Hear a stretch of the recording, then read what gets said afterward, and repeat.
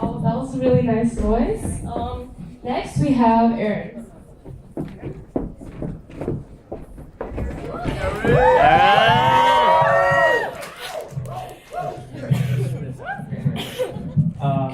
So I'm actually not a student here. I actually work at the Asian American Center. Shout out to Christine Den, the senior assistant director, and Bob Jose, who's still around. The students asked me to, I guess, read stuff, so I'm going to sit here and read. Rolling right now. So the first one I'm going to do is by this spoken word artist named Ruby Rudiano Ching. She's part of a group called Illiteracy. And she actually came here to Northeastern in 2007, right when the Asian American Center was about opening with a group called Illiteracy and Native Guns. So I'm going to read a very short piece by her. And to preface it, it's kind of dated. So it was written around the time that Happy Feet came out and March of the Penguins. And I also want to say pardon the expletives in the next couple of pieces. This is her words, not mine. So the title is called Why I Write Race Poems, example 19. Fuck penguins. In the past 3 years, there have been more blockbuster movies starring penguins than Asian Americans. And apparently penguins speak better English than Asian Americans, even though Asian Americans have been around longer than Penguin Americans. And to the makers of Happy Feet, I am not fooled by cute little penguins who sing gospel, tap dance, and talk in fake Latino accents. Your cartoons are caricatures, and you have found yet another way to pollute our children. To my fellow Asian Americans, please do not accept any roles that require a penguin suit. Thank you.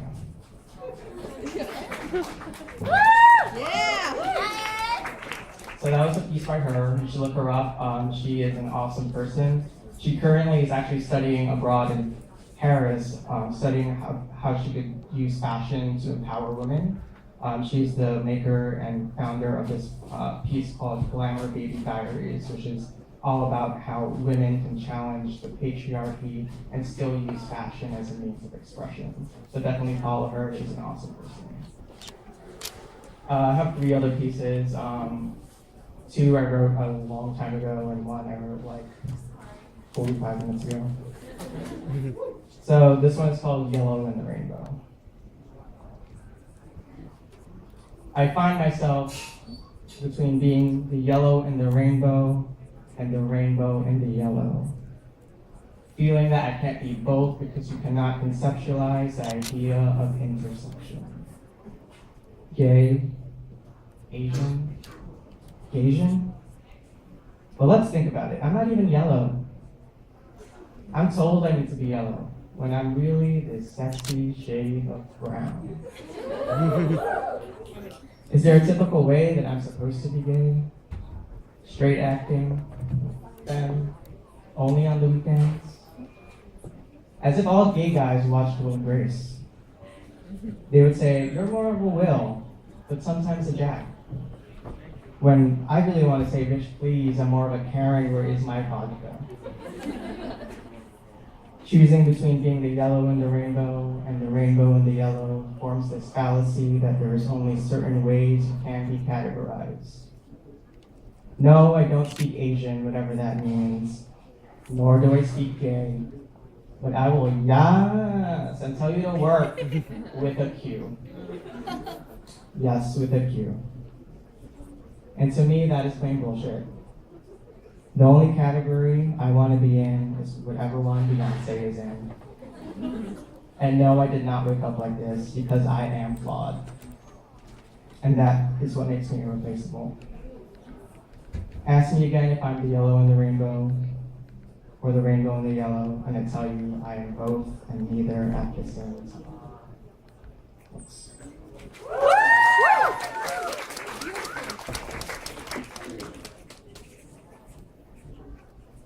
So this one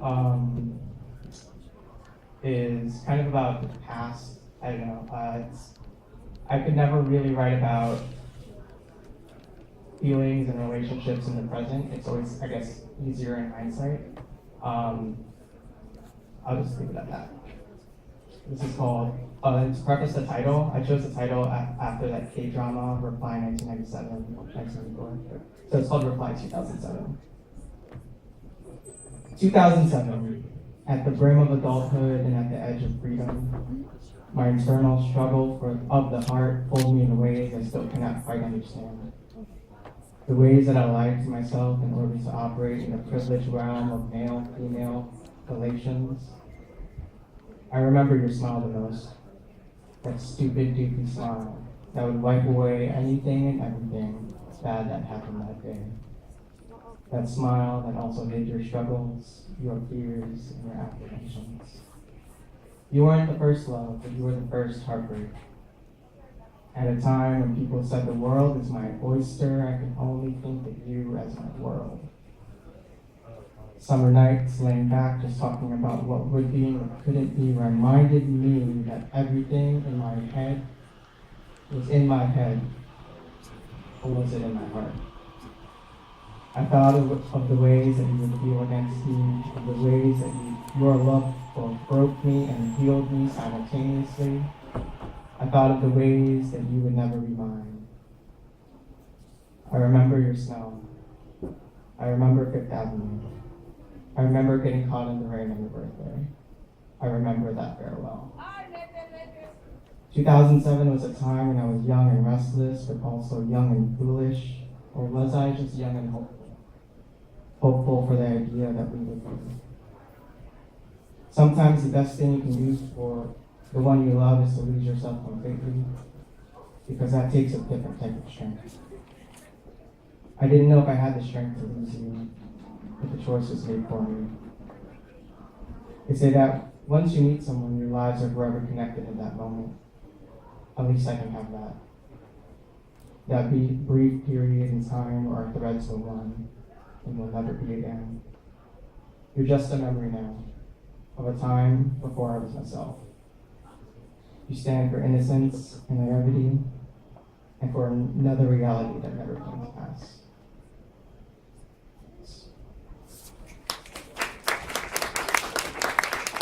That was just like written really vaguely about not a specific relationship or person. I think being in high school and this idea of love is just like when you're in the moment, you're like, what the hell? I think of that because my little sister, she's like a sophomore in high school right now. She thinks her world is over. She's like, people don't like her. But looking back, being in your mid-20s and you're like, what the hell? I'm so stupid. So that was a dedication to the stupidness in high school.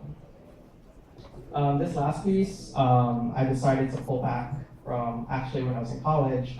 I went to Boston College down the street, and a lot of that time formed me of who I am today and why I'm doing what I'm doing.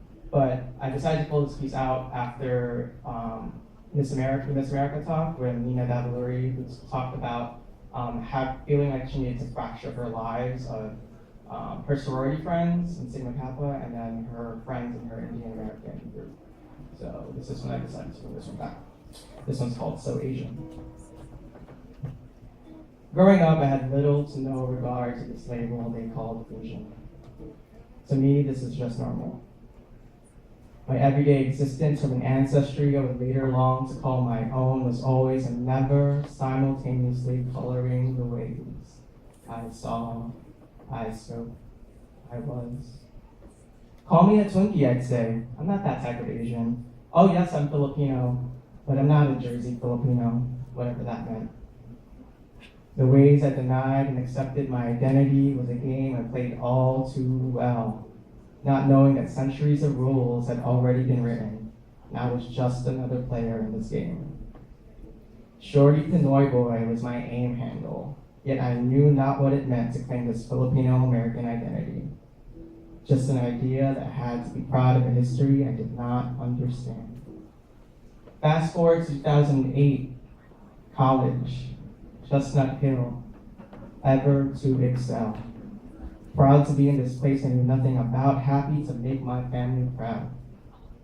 It would be here that I would challenge the thoughts and ideas that colored my so-called colorless world to this passionate shade of yellow, brown, and everything in between.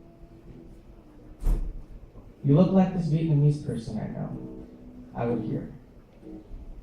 Your people are supposed to get this, they would say. I know a Filipino person, as if all us Pinoys and Pinays knew each other. Well, some say we do. Feeling the need to justify the acts that I never needed to think about, having to explain the differences between Chinese and Korean, Filipino and Thai, being abreast on the red, both on the micro and macro scale, trying to fit into the J. Crew Vineyard Vines privilege box that everyone aspired to be in, having to answer, why do you do that? What's that food? Why are you doing that Asian thing? As if Asian was a thing to do, not a person to be or a culture to revere. But kimchi is Korean. Your people don't use chopsticks. Why are you so Asian? A phrase I would hear in my everyday, why are you so Asian? Began to haunt me like a shadow. Why are you so Asian? Forced me to blend within the white Anglo-Saxon Catholic ideals of a place I yearn to so be a part of. Why are you so Asian? Forced me to fracture my life to my WPs and POCs.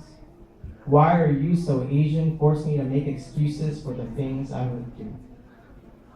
Why are you so Asian? Forced me to. Why are you so Asian? Forced me to. Why are you so Asian? Forced me to not give a fuck about what you thought. The phrase that was jokingly said, unjokingly oppressed the ways I expressed myself, became the phrase that empowered me to define who I was, who I am, and who I will be. It became the phrase that I realized I never needed to answer. It was the phrase that showed the ignorance you live, and will continue to live in. I am proud to be a pho-eating, K-pop listening, Japanese-speaking Filipino American who challenges the idea that Asian is a thing, no, a culture that I should be ashamed in. I celebrate the heritage and history of those who yearn to call this place their own. I celebrate the struggle we faced having to define our narrative as the counter story. I celebrate you. Growing up, I had little to no regard to this label they called Asian American. To me, this is just normal. My everyday existence from an ancestry I am proud to call my own. It is always coloring the ways I see, I believe, I am. Thanks.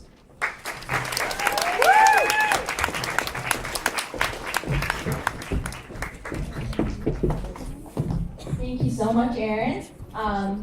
Next we have, I believe, James and Isha. They're going to be singing and playing guitar. So hands up for James and Isha.